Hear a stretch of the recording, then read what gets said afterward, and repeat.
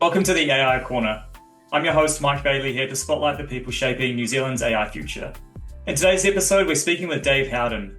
Dave is the CEO and co-founder of Superhuman AI, who help ANZ organisations automate complex, regulated work so experts can focus on what really matters. Superhuman builds AI workspaces that turn hours of manual effort into minutes of intelligent output. Dave's been around the AI game for a long time, especially in the New Zealand scene. So welcome to the pod, Dave. Kia ora. Good morning, good afternoon, whichever part of the world you're in. Good to see you, Mike. And I'm not too sure you'll know what day, week, or month it is, given your new family addition. So congratulations on all fronts there. Appreciate it. It's been a journey, but anyway, let's get into our journey. So you've been in the emerging tech space since the 2G and the 3G days. I suppose what was the moment that you realized that AI was not just another tech wave, but I guess the next operating layer for work and how we interact with technology? I think, look, Mike, it's less about what the name of the technology is. It's more around, well, when you apply something to a problem, how big and easy is the problem to solve? And there's never been a moment where we've had things in the room that are smarter than we are. And if you look at the major technology shifts over the last 50, 60 years, they've been amazing, but they actually did relatively simple things. Like the internet connected us all together. And at its simplest form, that's what it did. And you look at the amount of economic wealth and the amount of simplicity that came into our lives because of that, and also the amount of challenges that it created for a hyper-connected world. But at its simplest form, the internet was probably the biggest last proper transformational technology that revolutionized how we operate as a human race. And all it was stringing us together and allow us to communicate. Mm. And on the top of that, some amazing businesses were built. It revolutionized how we build software and how we communicate and social media and news. And the transition from just purely connecting us together to now having technology at our fingertips that is smarter than you and I and smarter than people with PhDs in the room presents a significantly bigger opportunity than the internet ever did. And I had the luxury of going through the start of my career was working on in internet service providers and 2G, 3G networking, and then moving through the cloud. And the blueprint has been relatively the same. It's how do you take a business that needs the tools to execute its value proposition and apply these technologies to help them create, wealth, growth, profit, jobs, and economic stimulation. And AI is a huge force amplifier there. So that's how we've decided to approach this: is which industries require support to apply these technologies in an industrial setting so they can create competitive advantage and a new way of operating. And that's what we are putting our money, resources, and time into. Excellent. And what is it exactly that you look for inside real organizations? Like as you say, getting buy-in from the top, data is difficult to deal with. We're dealing with people as well at the end of the day. Like, what is it you look for in a client, whether it be in highly regulated industries or otherwise, that gets you excited? There are millions of jobs in existence today that, if you were to, at its most brutal sense, categorize them as fit for purpose for humans versus not fit for purpose, you could quite easily go, that role should not be done by a human being. Mm. And right from like the dawn of any technology, so if you go back to, before like hydraulics, for example, we used to dig all holes by hand. Every foundation, every bridge, every, the Suez Canal, the Panama Canal, all built by hand. And I think when the Panama Canal was built, it was dug by hand. It took 50 years to build, and 20 to 30,000 people died digging holes so we could make transportation of goods easier across the world, right? Right. Now, people should not be digging holes in the ground because we've got two hands. We're slow, we're not strong in the industrial sense. But it was the only way you could do stuff. And you fast forward that to today, when you look at the work that humans do, and a very large percentage of jobs are limited by the biology we have as humans, which is how quickly we can absorb information and how quickly we can turn stuff into other things. And we're just not good at that. Like, I can only type so quickly, I can only read so fast. And you look at the amount of jobs that are in that swim lane: auditors, tax advisors, lawyers, geotechnical engineers, building consent advisors. Like they exist everywhere. Mm. And the only thing that's stopping the cost of those tasks going to zero is the application of smart technology to remove the human from the loop. And that's what gets me excited is that when you see an executive team that understand that whilst they have a responsibility to their employees, they also have a fiduciary responsibility to their shareholders to deliver the highest quality of service at the lowest possible cost Mm, to drive the economy forward. And when they see that equation, they go, look, we are just wedded to human resources and we can deliver our value proposition in a different way. That's a very exciting moment. It's also a very scary moment because it realizes the value that we put on those humans to do those work is essentially going to go to zero. mm, And that is a reality for quite a lot of knowledge-based work. The concept of the fiduciary responsibility around, or should I or shouldn't I impact people's roles, is a really deep topic that we could talk through for hours. But the reality here is there's a cost of doing nothing, and that cost is borne by the employee. If you are a knowledge working consulting organization that's charging out your time and a competitor gets there before you do on automating these knowledge-based processes, your whole of your business goes out of, down the drain. So there's this scenario where we don't want to do something because it impacts people, but if we do nothing, it impacts everyone. And that's the weird juxtaposition that we see exec in today. And to go full circle back to your question, those exec teams and directors and CEOs that get that position, that's really where the game changing stuff's starting to happen. love that. And going back to your point around, humans biologically, we're limited at the speed at which we can read, type, think, and all the rest of it. And intelligence, or AI, let's say, significantly surpasses these limitations. And as you say, pulling it back to the physical limitations that we've overcome, and we've seen the rise of globalization, industrialization as a result of that. How do you see the world in the next, call it 50 to 250 years, as a result of human intelligence and our input into the economy and the jobs? And where do you see it kind of all going? Like, do you imagine we're going to see a revolution in the same scale that we saw with industrialization in some way, shape, or form? And what does that even look like? Putting food on the table and shelter above your head is the baseline for the human race, right? Mm, Um, and it's a competitive world out there to figure out how much money do you need in your back pocket to be able to provide food and be able to put, roof over your head. That money to do that comes from work, and the work needs to exist to drive the economy forward so we can continue to provide value through each other. The interesting thing about that concept is when you no longer need a human to provide all the services that we need to exist as a human race, actually, what is there left for us to do? And that becomes, I mean, I'm thinking like well down the line here, right? yeah. This is kind of just more of a spitballing, but you kind of look at that and say, well, does AI give you the opportunity to be distinctly human again? Like, because right now we spend 8 to 12 hours a day doing stuff we weren't designed to do. Like, that's inhuman. That's an inhumane way to live. If we have capability to be able to convey a house instantly, get legal advice on tap with no humans in the loop, do all of this, have food delivered robotically, which is perfectly matched to what our nutritional needs are, and picked with farms that are run by robots. You can kind of see all this scenario. Well, what do we do?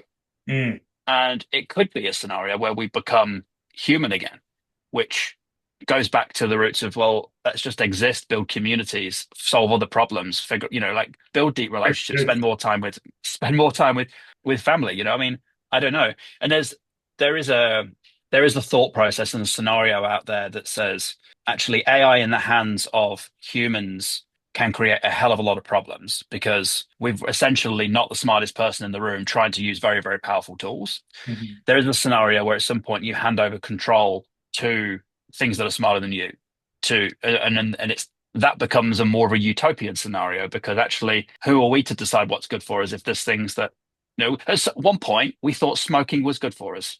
Great. Yep. Well done. You know what I mean? Yeah. We've made bad decisions all of the time that have led to fundamental issues. So that, on a day-to-day basis, I'm not thinking that way. On a day-to-day basis, there's an element of what have we got and available now that allows organizations to do what they need to do in the medium term, which is manage their cash flows, invest smartly, deliver profit to shareholders, maintain a stable workforce, deliver value. But and it's a great question. At a macro picture, I mean, I mean, as you said, I you think know, there's going to be a rise in that anti-AI. We see that all the time with every, rise of social media or the internet or whatever vice that you consider. There's always going to be the anti-movement, which is going to become profitable in some way for a lot of people because people will just reject the concept or the notion that there is a smarter piece of intelligence out there that can run my life and tell me what I need and removes agency from my own world, which, as you say, I think is away from the human aspect of living in some way, shape, or form. I just wonder how quickly are we going to see that divide in society where people are going to become very, very anti-AI. We're going to start to build cults in the bush potentially and go back to basics. Like it's almost an exciting world in some way to think about. You can imagine that becoming a premium service where you are just, disconnecting the same way we have retreats today. But what's that longer form version of that where you are completely removing yourself from it in some way? We're on the AI Corner podcast talking about AI, which in today's language means let's play around with Copilot, ChatGPT, and do really cool emails, right? That's the kind of that's That's where we're at. and right, and that's right. And then there's the industrial application of those technologies, which is what we're doing, which says, yeah, let's use the same raw materials that deliver that consumer experience, but we'll apply them into industry, which is the industrialization of technologies for creating competitive advantage or operational efficiency, and a list of buzzwords that execs like to hear. But then you have a scenario where it's not just AI, it's AI combined with robotics, and then it's robotics combined with wearables, and it's wearables combined with seamless language for all agents to be able to talk to each other. And like there is all of these bits that kind of come together. Full self-driving cars don't come together without good camera technology, exceptionally good electric vehicle systems, plus AI that learns and gets smarter. You kind of need all the bits. And I think that new world of hyper intelligence and the world's run for you, it kind of needs you to buy into every part of that ecosystem. It's a good point. There is an opportunity to hand over your agency. Well, we saw this with the internet, right? The right to be forgotten was a big thing when it came to data and privacy, and those things don't necessarily go away. But I can tell you now that there are certain parts of this that are going to be life-saving for people. Mm, So, you're seeing it now, just very, very light use cases. People have had their life saved because they wear an Apple Watch, and the AI inside the Apple Watch has detected that your heartbeat is beating irregularly, and it's told you, and you've managed to avoid a heart attack. Like that's an application right today, but you go back 40, 50, 60 years, there was drugs for an infection, and then before that there wasn't. And if you had a cut on your leg that got infected, you would die. mm. And then someone developed some technology that meant you were going to survive that now, which is you don't think about that today. And I do think we're going to be acclimatized to some of these things over time, where the expectation is I have a third eye watching over my biology for making sure that I'm safe. Well, for you're a new father, right? If you think about what the driving experience is going to be like in 16 years' time, is there even going to be an opportunity to drive a stick shift and a clutch? Like it's going to be FSD all the way. Like it's just not going to be a thing, and it's going to be. There's no opportunity to go, oh, I want to drive a manual at that point because the system is safer. So, is there going to be a breakaway group that says, I want to live like a caveman? Well, that happens today, and it's totally appropriate. Like, I anchor for that sometimes. I'm like, just get me to the bush where I can just cook my own food, kill my own food, and that's unfortunately not what the world is right now. We're a modern civilization, rightly or wrongly, and we're the belief is that we're all developing these technologies for the betterment of humankind, and I do think that's a bedrock of what we're doing here. It's not yes, there's a dark side. Yes, it's not always perfect, but we are trying to live longer, better lives, which we do. Like we essentially live like kings now. Mm. If you go back to the medieval times, a warm shower, a hot bath, food on the table, that's what a king had. And it's pretty much what we all live today in the modern Western society.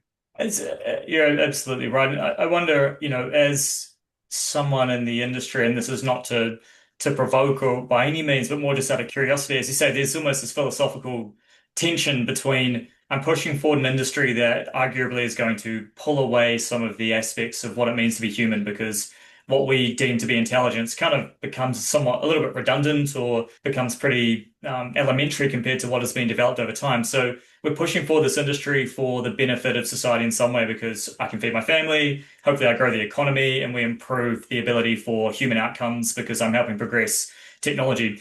But the other side of that is if I don't contribute to that, I enable humans to be human, and the definition of being human today is we have purpose and we potentially have a job. That's how we define it in the modern way. Do you sometimes have that tension point? Has that come across your mind over time, or Is that also why you're driving your business into regulated industries where perhaps you feel as though the impact of what the work is that your team is doing does benefit society more greatly than, say, just a consumerist type product? So, very good question. So, if I go back full circle, we're really applying our energies to do things that humans really shouldn't be doing because of their biological limit. And so, if you take a building consent application, right? Right now, 20 days to SLA to have that turned around by council. All that is, in its simplest form, is saying, I've given you some information. Does it conform to a standard? Yes or no? Hmm. Why are there 400 people in Auckland Council physically reviewing building consent applications? Why?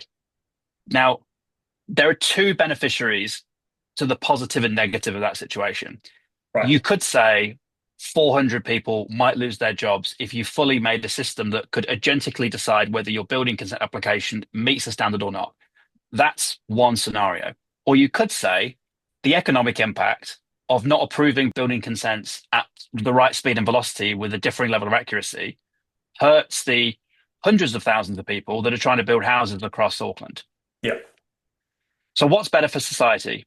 Is Mm. it the fact that we can get shit done and move forward?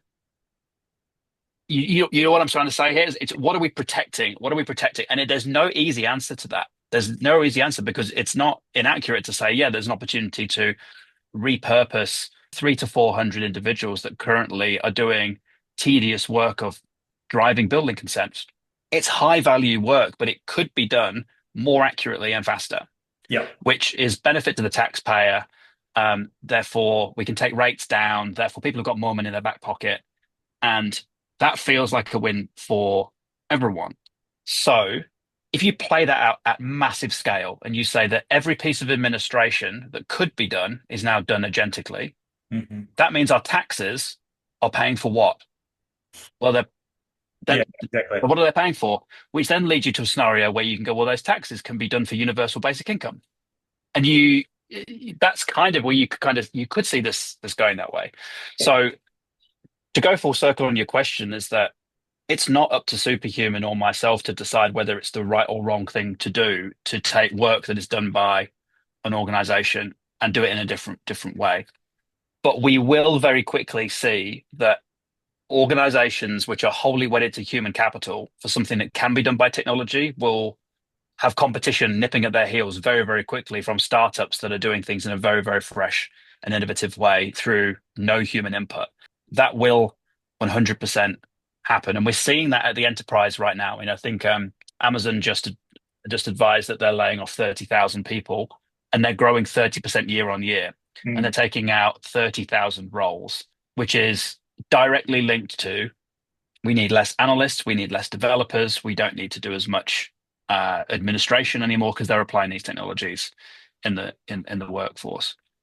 So the blueprint's already here, Mike. Like we saw this in the internet age. Startups came and disrupted what was traditionally brick and mortar services or physical services, and I think we'll see the same within knowledge work. Do you see a world where, as you say, I'm a firm believer that the size of the corporation for human headcount is going to reduce over time, but I also see that humans, as we've talked about, need purpose, they need a job, we have skills that we can use in some way, shape, or form. And JD Trask from AutoHive talks about this.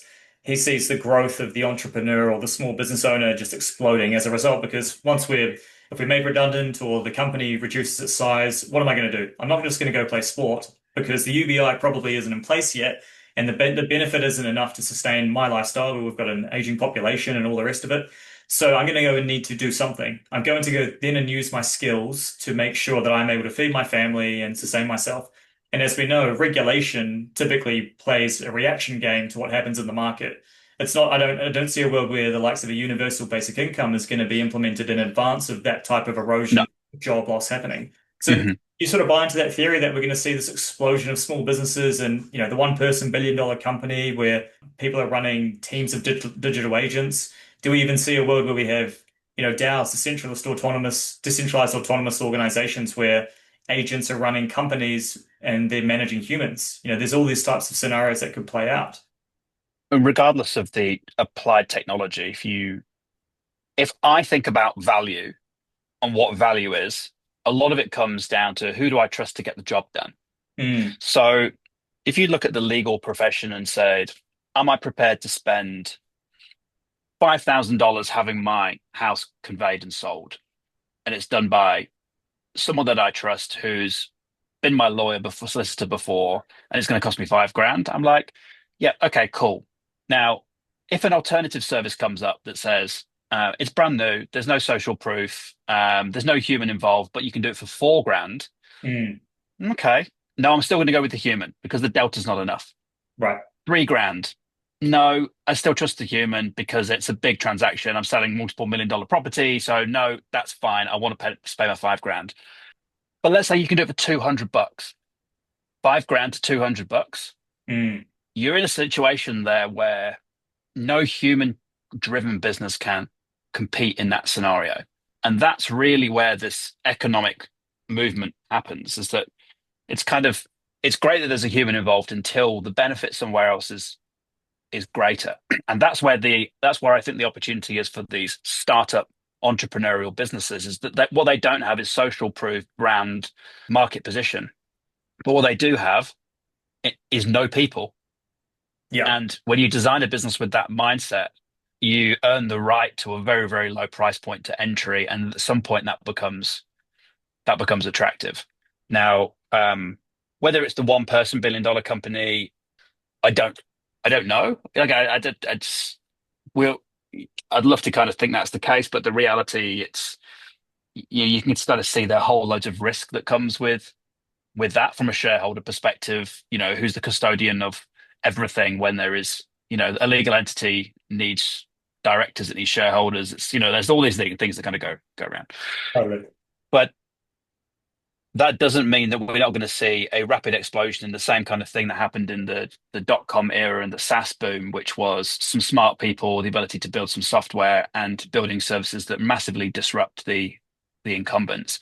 We have this conversation every day with markets to say, if you are in a position of authority within your industry right now, you are the best person to apply these technologies to get best economic return on them because you have customers, you have capital, you've got intellectual property, you've got know-how, and you've also got an impetus because you can kind of see that in the future it's not going to be the way.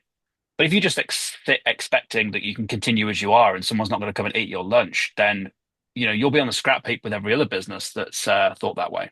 Mm, Now that creates a huge opportunity, I think, for those small entrepreneurial firms to create a significant wealth event. Because ultimately, if you can get to proof of concept and get traction early, these bigger guys are just going to come and buy you.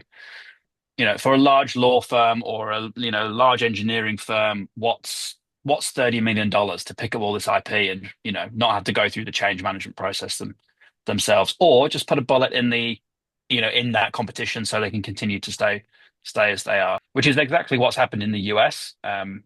There's been some amazing startups come through the venture programs in the US, and then Google buy them, Meta buy them, AWS buy them, Microsoft buy them as an acqui-hire or as an IP exchange, which means sadly I'm not too sure we're going to see many more trillion-dollar companies that aren't the current Magnificent Seven, which is possibly a shame. Maybe with a bit of luck, OpenAI do IPO at some point and kind of make that list. They're likely to list at +1 trillion-dollar valuation, I would have thought at this point, if not in the next couple of years. But that whole notion of the big tech guys swallowing up all of that smart entrepreneurial IP is definitely a pattern that we've seen internationally and one we're probably going to see here as well. What do you think the incumbents can do? And let's just put tech aside for one second. Let's call it more traditional businesses. Where do you think their moat is these days? If, as you say, we can spin up businesses pretty quick. You think about understanding of regulatory markets. That seems like a bit of a moat. You've got potential IP and data, less IP, more data actually, data on the customer, Hmm. having those relationships. Maybe the business is network effects driven. I think that's really important as well. But you start to see a lot of those moats, which, I'd say there's only three or four really left, to be honest, starting to erode pretty quickly. But do you see any particular moat in particular being one that has a longer staying power than others? Because you deal with the regulatory industries. So do you feel that they've got some lasting power over those startups that can come in and the barriers to entry aren't? I think they 100% do. I think they 100% do. There's two levers I think there. One is you have the relationship, you have the customer, which means there is a really uphill battle for your customer to change. Yeah. Moving from one lawyer to another is painful. Moving from one bank to another is simplified through open banking, but still painful. And a customer will tolerate a worse experience to stay where they're at because of the pain of change. And they'll tolerate it for so long. Mm. And they'll tolerate it until the value of moving is significant from one to the other, which is hence like the price and power of, like law, like I was talking about earlier on. Mm. So these incumbents absolutely have a massive advantage, which is they have a business which has customers, and customers are relatively sticky. It's the evolution of how the service is delivered, which is the challenge for them. But they also have a disadvantage, which is they have a business. So advantage is they have a business. The disadvantage is the same thing. And the culture of an incumbent business stereotypically is, well, this is how we do something. Therefore, we're all going to go always going to carry on until there is very, very strong leadership that allows the organization to change. So it comes brutally down to leadership of these incumbents to say, well, at some point we've got to jump off the cliff, guys, or the cliff's just going to crumble away and we're all going to be up, we're all going to be there. So, how do we go about that? And it does take a very strong leader, I think, to say, guys, look, I know what your KPIs are. I know we've got to do this. I know we've got a rhythm of the business. That's fine. But let's pause and let's imagine that we were redesigning this business tomorrow. How would we do it? And how would we do it with what we believe could be possible with some of these technologies? Mm. And uh, when you can get an exec team in that mindset where they're like, well, yeah, you're right. Why do we need to do it that way? Why do we have this toing and froing of information? Why do we do these checks that way? And why do we write those reports that way? And you can soon see millions of dollars dropping out their operational costs. And that's exactly how a brand new startup is thinking. They're saying, how do we have a different operating model than the incumbents that's powered by technology? So we don't have the overheads of an incumbent. So we have pricing power in the market to get to that inflection point of change for a customer. And that startup either succeeds and becomes another incumbent, or they get acquired. Yeah.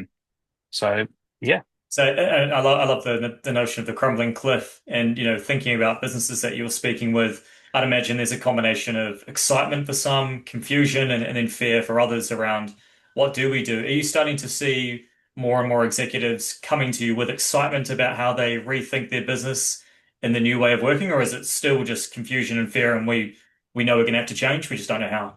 No, it's all of them. It's like it's every of those. So there are some very, very progressive CEOs of mid-market organizations that are like, I can just see that we want to get ahead of this.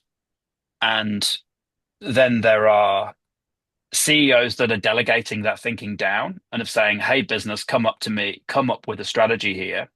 And that is definitely a risk scenario, because Yeah. what you're essentially doing is asking a leadership team to design their way out of a job.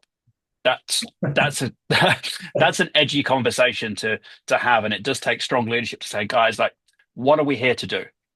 Right? What's our job as a leadership team? And we are facing a huge opportunity in front of us. We're also facing a huge threat. And do we want to treat these technologies and this trend as an opportunity and or as a threat? And how do we design for that in our strategic planning? And who do we need alongside to do that? And what expertise do we need? What facilitation do we need? And what are our competition doing, etc. And that's how we're supporting those conversations. It does brutally, though, might come down to how strong is the leadership in that organization to realize that if you just tickle around the edges and buy some Copilot licenses, that's just great. That's not an answer. But yeah, there's definitely some individuals on all industries and all fronts that are really starting to play some big bets. And I won't call them bets. I would just call them almost inevitabilities. Like Yeah. it's we're not at that utopian moment yet where AI is going to do everything for you. But man, we can show you customer after customer where AI is doing a far better job at being more efficient, at making better decisions in a timely manner on a 24-hour basis at scale than a team of humans, team of humans would do. Love it, love it. And as you said, a lot of these businesses where there's heavy admin happening behind the scenes, that's just ripe for automation or agentic workflows. I mean, most, if not every business is going to be disrupted by this, but do you see some industries less at risk in some way, shape, or form? And, naturally services businesses, there's a lot of human capital being spent there and logistics and paperwork and all those types of spaces. But do you think about different industries running at different speeds, which lends itself to your team is more interested in other industries than others? I mean, there are companies that can disrupt themselves by building stuff for themselves, and then there's industries that can build things for industry that disrupt an industry. So, for example, we do a lot of work in vocational education and training because there's a common theme across how training against a on framework qualification from the NZQA is delivered. Right? Every training provider needs to build assessments. Every training provider needs to provide learning materials. They need to mark assessments. So there's a universal problem across that sector that can be solved once and everyone can consume it. Like that's the industry lens, but it's also very New Zealand specific. So the opportunity there is, do you build for the industry or do you build for your company? Or do Mm. you start to do things quite innovatively and go, well, actually, we need to start lobbying government and lobbying Tertiary Education Commission and NZQA to build systems that, take the cost out of operating these establishments. So there's a few dimensions to kind of that question. Where, however, a business's value proposition is unique to them and their IP and their methodologies, then there's an opportunity to put that on steroids with the application of these technologies. So you're not limited to that human link. And I can't say I enjoy speaking this way, Mike, because we called superhuman for a reason. Like we're here to make the best of human capability. Cool, man. And our narrative on that is there's just work that is not human that we are doing. Mm. Yes, there's going to be the transition of jobs. Yes, there's going to need to be a reskilling. And that is going to be challenging for different age groups, different demographics about how they actually go about that. But this is a scenario where if you don't lean into it, everyone gets impacted quite hard. If you do lean into it, you've got some agency in the future, which I think is really quite important to realize. There is also things that technology and AI is not very good at, like roofing, diesel mechanics. Like there's these very tactile physical jobs which are actually I think are going to go significantly up in value because actually trying to get a robot to build a brand new car. Now that's been done for a long time in a muddy field at 3 o'clock in the morning when your massive JCB digger breaks down and you need to change the wheel. Now good luck trying to solve that problem. So you know what I mean? There's going to Yeah. be these tactile roles where people are going to make a career choice where they're going, actually, no, I'm going to move into the crafts. Are you going to move into physical engineering? Mm. Because that's where robotics and intelligence it's just not worth the application sometimes because the amount of capital needed to solve the problem. And that places New Zealand in an interesting position because we don't necessarily have the deep pockets of overseas markets and rise of robotics and manufacturing opportunities and capex. It's going to be challenging for us to compete because we've always, I guess, relied on physical labor to drive our economy up until, the services industry was created around the tech booms and all the rest of it. And I think, like zooming out for a sec, I'd be curious on your perspective around the market dynamics moving forward. The conversation around the AI boom. There's sort of 12 to 15 figure, investments being made and this conversation around circular finance and all the rest of it. And there's a lot to consider there, and it's difficult to know where it's all going to play out. But then if you zoom out even further and you think about the different markets that are playing this race, we've got the US, Europe in some way, and then China. And let's just talk about China and the US for a second there. You've got the US, which is American AI, and that's built on heavy capex investment for data centers and powering those data centers, innovations around research and call it the software layer. And then you've got robotics, which, the US isn't as big of a player in as China. And then you've got the Chinese markets. And I'm pulling on some threads here from the likes of Ben Reed and some others around China is basically commoditizing the AI layer, the software piece, by giving it away or building it for cheap, making it more accessible. So what is the value of then the LLMs to the rest of the world if it's at a cost advantage if you go through the Chinese market? Data centers, they can build those and stand those up as quickly, if not faster, than the US markets. But the robotics piece, if those other two are not areas that the US can compete in, but China has the significant and material upper hand when it comes to hardware and robotics, how do you see the kind of broader market playing out moving forward with some of those cost advantages and sort of robotics being the next wave of innovation coming after the, call it the software age of AI has been fully implemented and rolled out? Okay, let's zoom out even further, and Yeah. then we'll kind of zoom back in again. There is a very interesting dynamic right now about everything that you've just said. I totally agree with in terms of who's got leverage where and who's doing well at what. That makes perfect sense. The missing bit is, well, what's the raw material scenario? The rare earths. So, yeah, so you've got right now, I think it's 60% of rare earths are mined in China, 80% of rare earths are processed in China.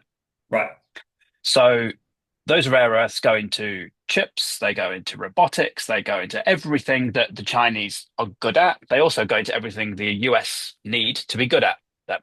So if you control the supply chain of raw materials that go into chips that power the data centers that are needed to build the next wave of intelligence and the robotics that's needed to support that, Mm. then if you control the rare earths, then it really doesn't matter whether you're good or bad or indifferent because you can stall the supply chain. So that leads to two things. This is kind of essentially what my observation of what China did was they went, well, what's the US good at? Well, they're really good at branding. They're really good at, creating value from thin air around all these products, Yeah. right? And people pay a premium for that. There's a reason why Google Cloud is more expensive than Alibaba for the same service. It's because it is a trusted, branded scenario in Western society to consume, infrastructure from. It doesn't mean what's produced out of the Alibaba cloud is any different and or sub-quality. It's purely that you're paying for brand, you're paying for trust, you're paying for due diligence, you're paying for, control. Mm. But when it goes down to first principles of, well, who's holding the raw materials, in how things are currently done, the Chinese have absolutely got that one kind of leveraged. That does lead to some other opportunities. Like if there's always a different way. And the Chinese went, well, if Americans have got brand and trust and are very good at creating value and people will pay for that, then let's get to that price leverage point where instead of it being $10 per million tokens, we're going to give all the models away for free. And hopefully that drags enough people over to create velocity. Mm.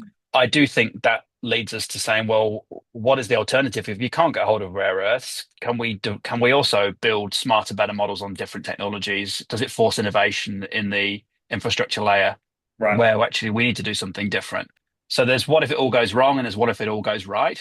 And I think that's going to play out politically over the course of the next decade. Is that great that there is $1 trillion knocking around of capital to build data centers, but if we can't build the chips to go into the GPUs, then that's a problem. And China can control how much gas there is in the system at that point. Mhm. Kind of pretty similar to what happened with Russia in the Ukraine war. They embargoed.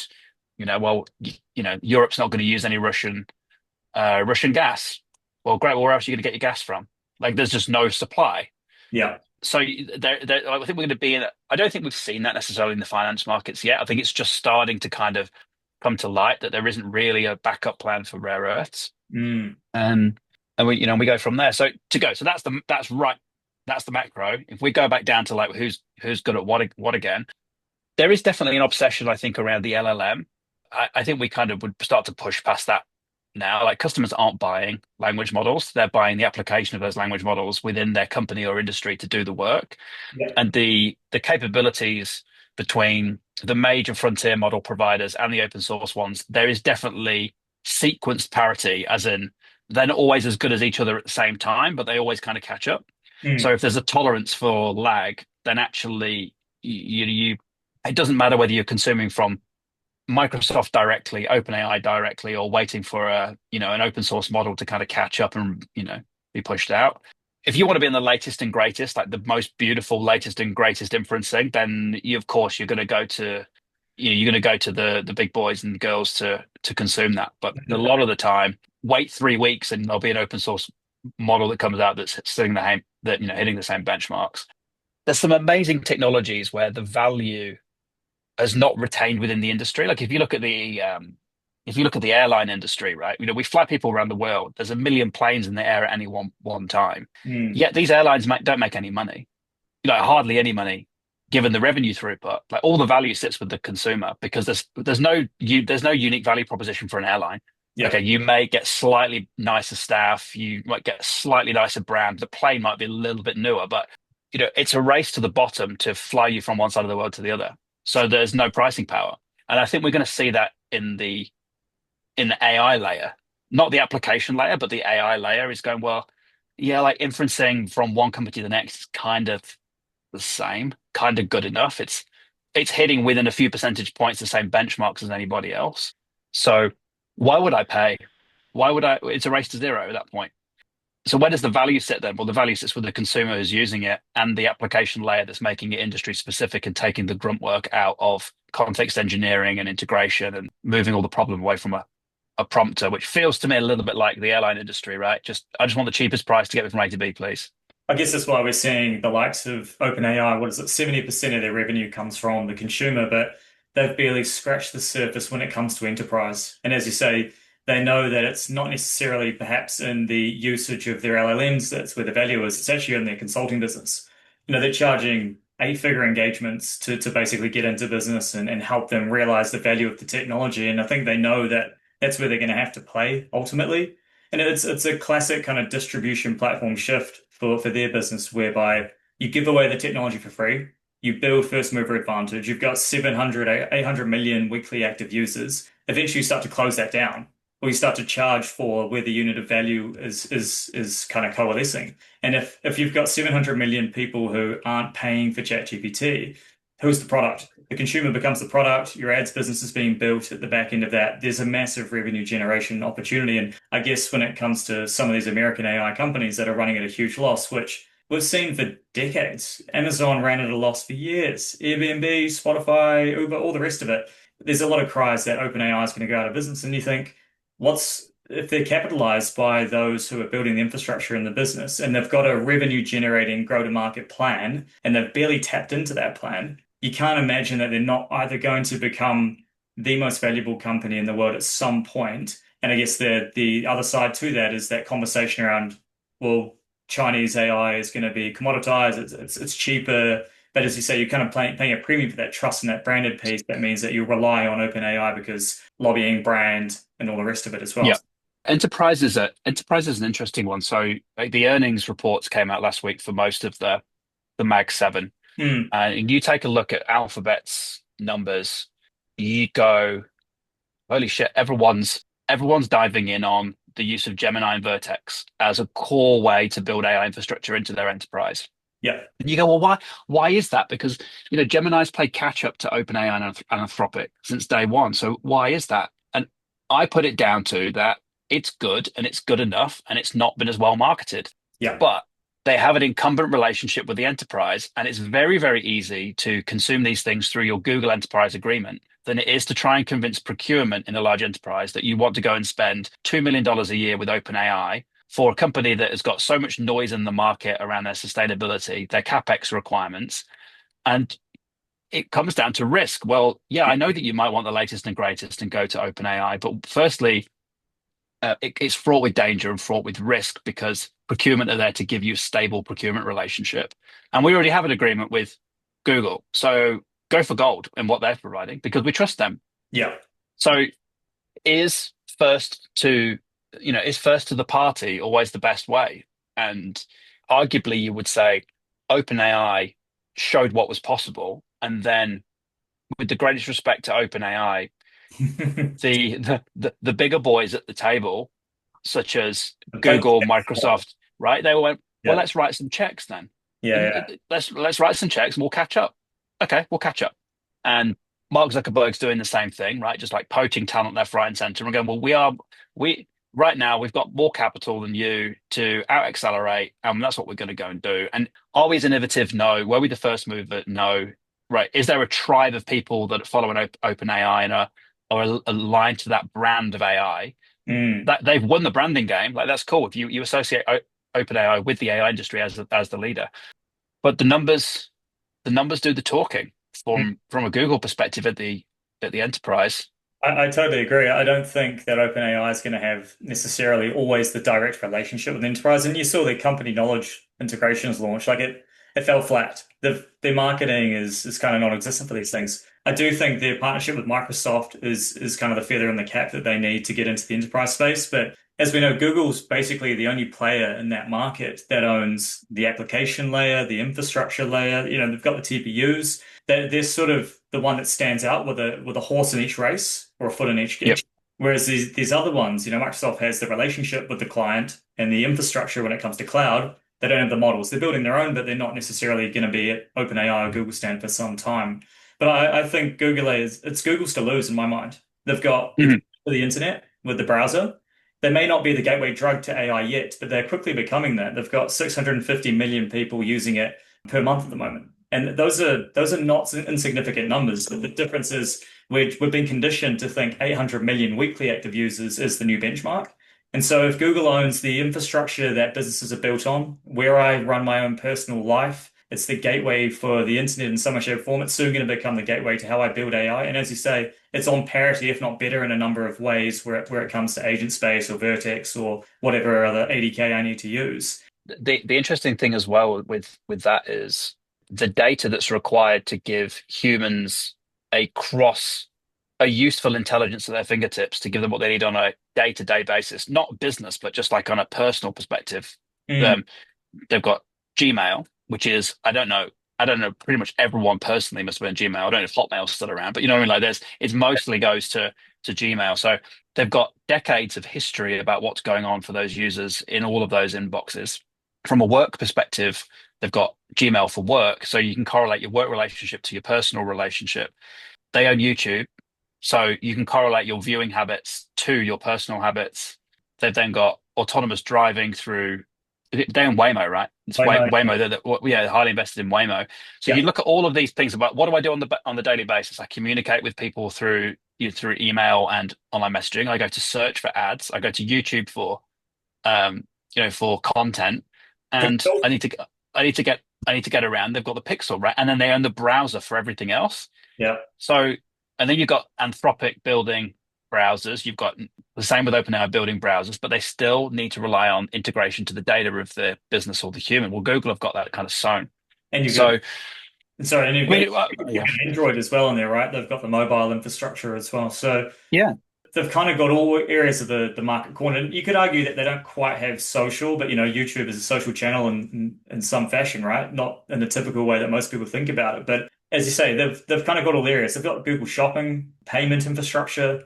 So it yeah, is theirs to lose in some way, shape, or form. And I think to your point, they don't need to be first mover. They need to watch and see where the success is and then just capitalize through either leveraging in existing scale or just writing out checks.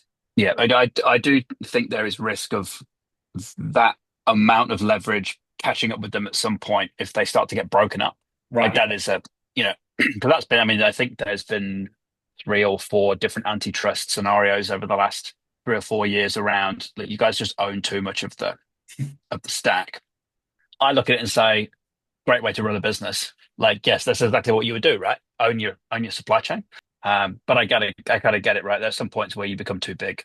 Yeah, absolutely. Oh, well, hey Dave, really appreciate you joining for the chat. I know we've gone over time, so we better close it up. But are you up for a quick fire round before we say goodbye? Shoot. Awesome. ChatGPT, Claude, or Gemini? ChatGPT. Okay. Any Yeah. particular reason for that one? No, only because I prefer Claude for its naturalistic output, but I use it in a business context mainly for doing workflows that are we've already pre-trained for, like how we talk as a business and how we do stuff, and therefore I'm less interested in it from a personal, like perspective. So if you were to take it away from me, it would be a problem. Whereas if you were to take Claude away from me, I'd be like, nah, it doesn't mean it's not good. I just kind of rely on it more. Fair enough. Most overhyped AI trend at the moment. I would say the noise around. data center infrastructure and power, which will just be a relationship to how much adoption we have over time. I think that's hype noise to pump valuation. It doesn't mean we're not going to need it. It just means I think we'll probably get a little bit ahead of ourselves. So you're saying that the capacity that people are forecasting we require is not quite accurate to where it's going to be, or you think we'll keep up with that capacity as we need it? No, I'm saying if you wanted to increase the size of your market, you would make wild claims like, I need Got billions of kilowatts of megawatts of capacity. You know what I mean?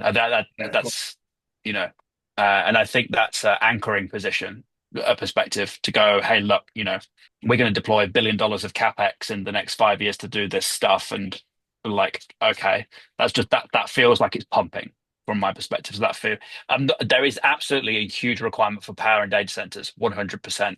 I just feel like I feel like that's a capex game because what's if you look at what's the market reaction to the capex announcements of the major public listed companies. When they say they're spending more capex, their share price goes up because the expectations of a return become higher. And that's the same in the private markets when you're trying to attract equity investment. Makes complete sense. And what's one New Zealand company that is doing great work that might fly under the radar for most? AI wise, AI wise, yep. AI wise, Or customer. Let's go with customer. I think this is a slightly bent answer, but I think it's going to be really interesting to see who applies for the New Zealand Institute of Advanced Technology funding that Shane Retty announced a few months ago. Because I feel like there's probably quite a few companies or ideas in stealth mode that are going to kind of rear their head Mm, where they've been playing around with that. There's a there's a couple of traditional organizations that are taking quite historic problems such as like using AI to support better pricing across cloud technologies that are popping up that have got some quite good momentum. There's one called Spotto AI. That's from the ex-Parello guys, like in the managed service space that seems to be doing some good stuff. And then there's traditionals from, the always does well in New Zealand from an ag tech perspective. But I do think the reason it's not a clear-cut answer is that you would naturally go to biotech, ag tech in the New Zealand market. I think the reality is there's an underbelly now of smart people that are seeing the writing on the wall and starting to invest their own money in seeding up these brand new waves. And I think as the capital markets start to get their head around that, I think over the next 12 months, we're going to see some very interesting little businesses pop up. There's got also a reason that I can't talk about too openly is that we work with quite a lot of these guys because we are their engineering team. So, got it. I'd probably be saying which child is my favorite if I named too many names. Looking forward to seeing what comes out of the woodwork in time. But and then lastly, what's your number one recommendation for business leaders who might just be getting started and thinking about applying AI in their business? We have seen time and time again that those that got you to where you are today as a business aren't likely to be the ones that are going to take your organization forward. Right. And being wary of what the risk and reward is for those leaders that are around you in an organization about starting to think about these technologies, the human risk factor will rear its ugly head quite quickly in terms of, well, what's in this for me, and normally it's either going to be risk or reward, and if it's risk you're likely not to get the answers that you want, and that's a very, very interesting line to walk when you're paid as a CEO not to be the expert in anything, but to orchestrate a series of talented people to help the business go forward. And we've seen paralysis happen quite a lot because they've not got the right person in the CTO seat who's thinking about actually what the future of the business could be, not the future of what the technology could be.